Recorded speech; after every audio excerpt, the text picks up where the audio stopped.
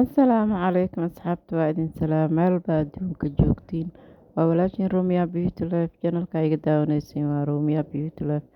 Kusoo dhawaada janalkeena. Maanta maxaa noo wadaa kastar fruud macaan badan haweeniyad kaal iska arag ka faa'iideysta sida aan u sameeyey.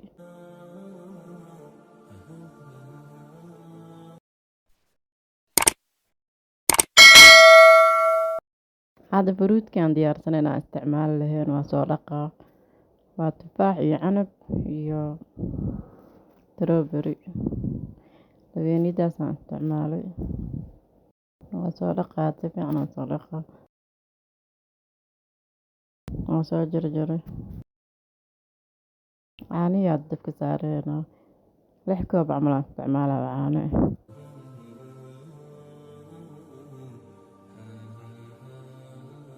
Hadda haweeniyadii aan soo qasaa bakeeri sokor aan ku daray caanaha.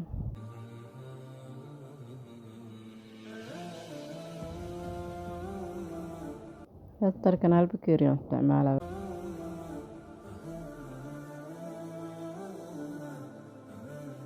Wax yar oo caano aan ku qasaa.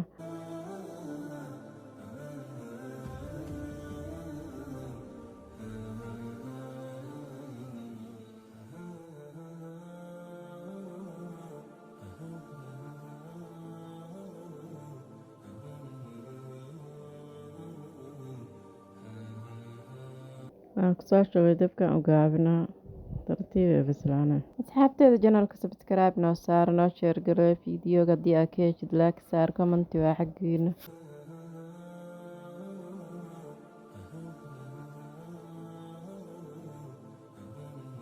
Hadda haweeniyadii waa diyaar. 5 daqiiqo leedahay alaabtaan kasoo tuur.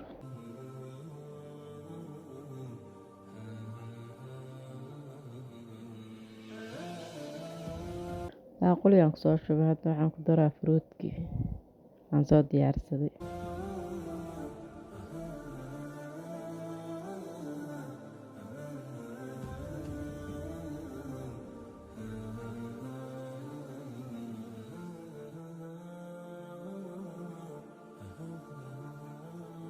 Labadan baaquli aan ku diyaarsanaa hadda.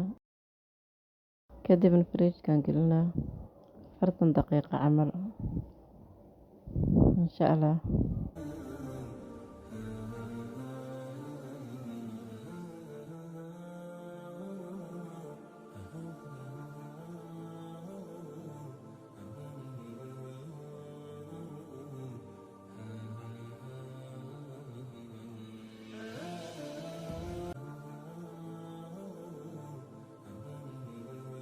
Fridge-ka hadaa wax badan ku haysid waxay kaa noqonay jalaato camal aan qabow zaaid inay noqotaan jeclaa laakiin ay jalaato camal noqonin. Marka 40 daqiiqo camal ku hay. Saacadaad oo ku jiro laakiin baraf ay kaa noqonay. Intaan dib u kulmi doono fiidiyo kale. Khayr aan idin rajeynaa. Bye bye.